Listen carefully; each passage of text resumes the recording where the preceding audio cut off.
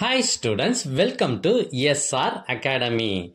என்னப்பா first midterm டெஸ்ட்டுக்கு படிச்சுட்டு இருக்கீங்களா? உங்களுக்கு முக்கியமான கொஸ்டின்லாம் எதுன்னு தெரியணுமா?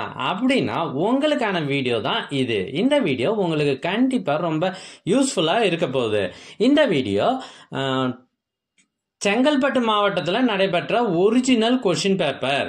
இது ஃபர்ஸ்ட் மிட்டம் டெஸ்ட் 2024 இந்த வருடத்துக்கான கொஸ்டின் பேப்பர்.